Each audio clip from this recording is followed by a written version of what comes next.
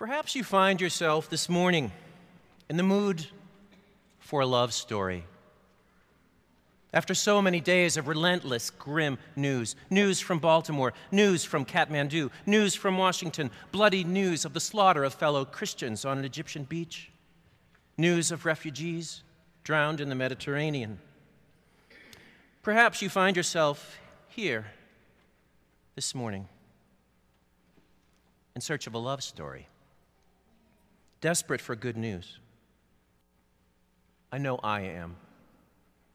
April has been the cruelest month. But this morning, along that road which runs from Jerusalem to Gaza, a road which in our own day and age is a road that's heavily guarded and a road that separates rather than connects, we encounter the Apostle Philip and this splendid and mysterious eunuch from Ethiopia. The Spirit says to Philip, "Go over to this chariot and join it." And that's our invitation this morning, to go over to this chariot and join it. And the love story is the story of God's love for us.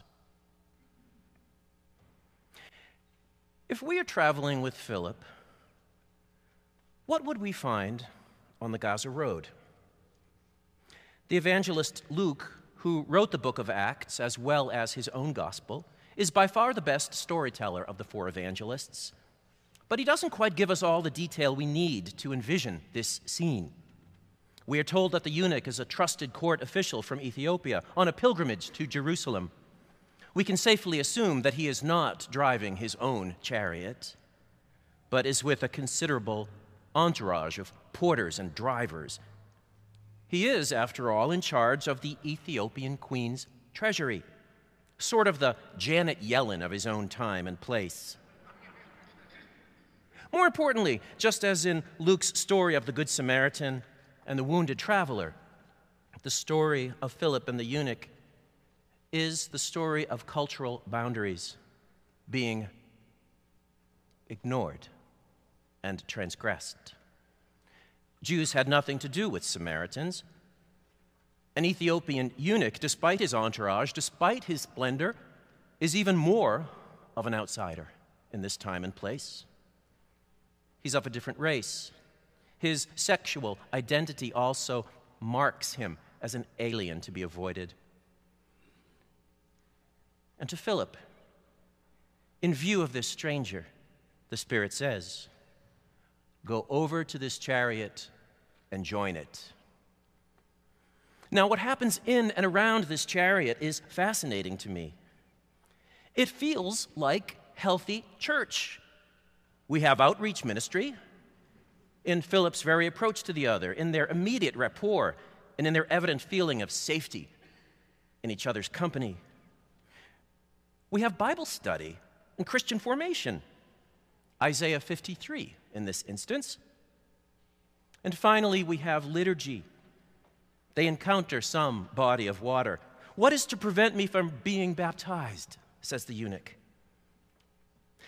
Philip doesn't answer. He doesn't say, "Fill out this form and fax it back to my office," or "Our next scheduled baptism is on All Saints Sunday."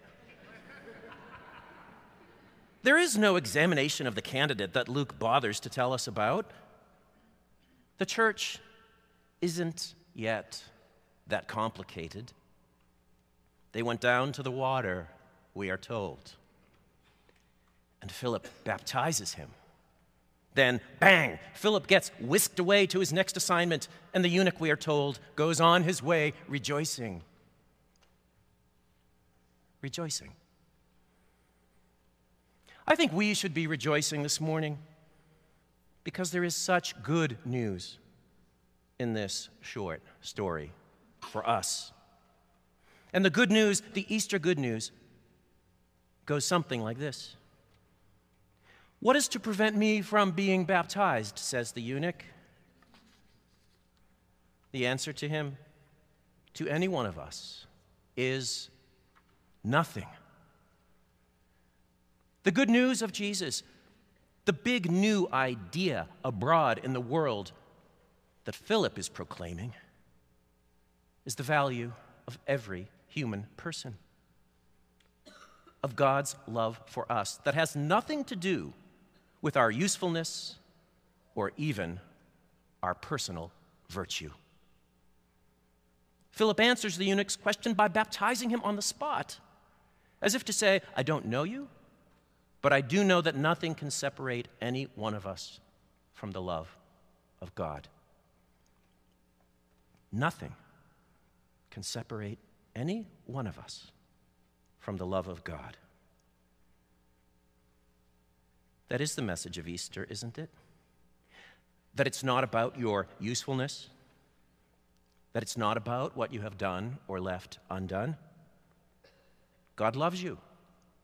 Period. Full stop. Now, this may sound all kind of happy, clappy, and cliched to you, this Easter message. But if you begin to sit with it, begin to think about how you yourself assign or withhold value, you can begin to see how radically countercultural this message remains. British Prime Minister David Cameron, in his own Easter message last month, told his electorate that the message of Easter involves, quote, hard work and responsibility. Hard work and responsibility. Nothing wrong with those. But the Guardian newspaper had this to say in response. And I'd like to quote the Guardian for you now at some length. What Christianity brought into the world, said the Guardian at Easter, wasn't compassion, kindness, decency, hard work, or any of the other respectable virtues, real and necessary though they are. It was instead the extraordinary idea that people have worth in themselves, regardless of their usefulness to others, regardless even of their moral qualities. This is what is meant by the Christian talk of being saved by grace rather than works, and by the Christian assertion that God loves everyone, the malformed, the poor, the disabled, and even the foreigner. Go over to that chariot and join it. Here is what the Guardian concludes in its response to the Prime Minister's Easter call to hard work and responsibility. Quote, the idea that humans are valuable just for being human is, many would say, absurd. We assert it in the face of all the facts of history and arguably even of biology. This idea entered the world with Christianity and scandalized both Romans and Greeks, but it is now the common currency of Western humanism and of human rights. Absurd, this good news. Scandalous, that we cannot work our way into grace through a series of merit badge acquisitions. What is to prevent me from being baptized, says the eunuch. Philip has no reply but the cool water in his own cupped hand. And the eunuch goes on his way, rejoicing. We know nothing of his past or of his future. We don't need to, is Luke's implication. He is human. He is beloved of God, and so are you. And so am I. So, what next for us? Philip gets spirited away to his next assignment. The chariot rolls out of our own view, and we find ourselves alone on the Gaza road, perhaps choking on all the dust. Perhaps thinking of those promises made once on our behalf, or promises we have heard recently in church, about the breaking of the bread and of the prayers, about the dignity of every human person, forgiven, loved, and free, as God's own. What do we do next? Is this grace simply licensed to do as we please with the assurance of impunity? Or does this grace lead us into a new way of living and of seeing and of rejoicing? I would like to speak to you for a moment about the news this week, about the tension between virtue and usefulness on the one hand, and the love freely extended to the eunuch on the other. Let's leave Gaza with all of the whirlwind, raptured speed of Philip leaving the Gaza Road, and let's go to Baltimore. An African mother, an African-American mother, at the same time terrified and unspeakably brave, is hauling her teenaged son out of a street riot.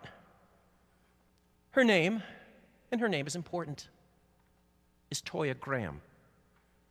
But she is soon to be known by a rather dehumanizing handle, the Mama Bear of Baltimore.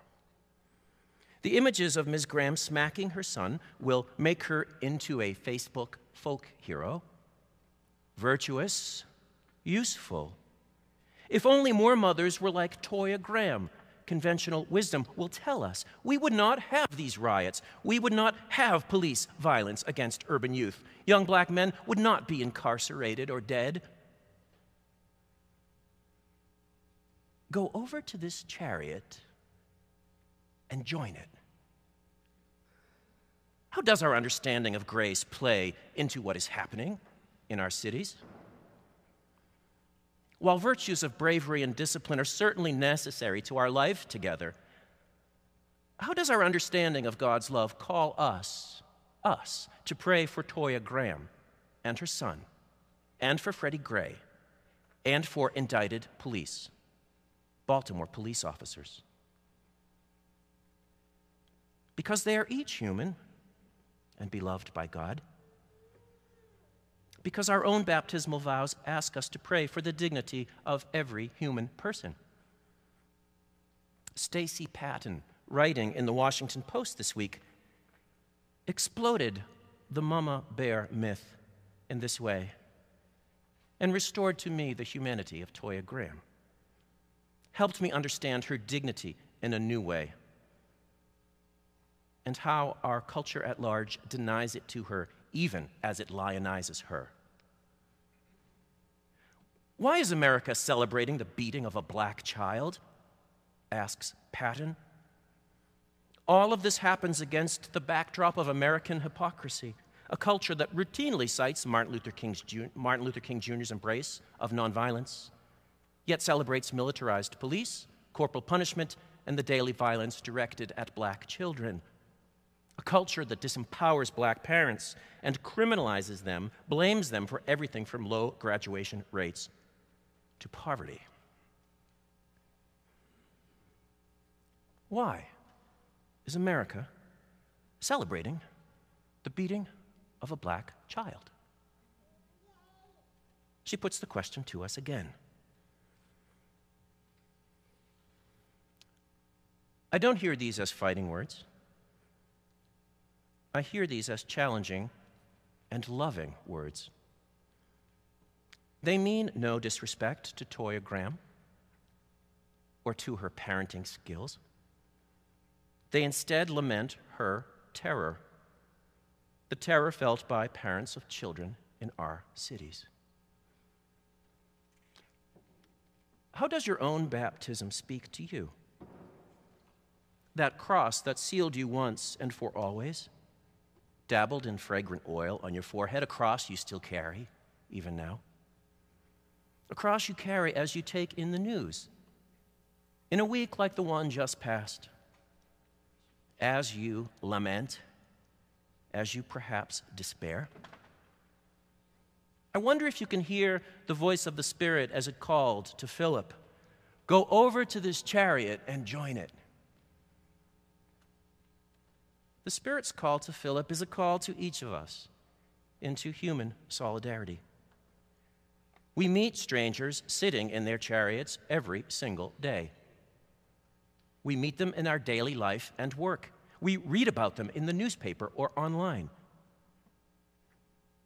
How will your own dignity and the dignity of the stranger seated there be made new by all that will happen after you begin to pray for them? How will the world be made new after you say hello?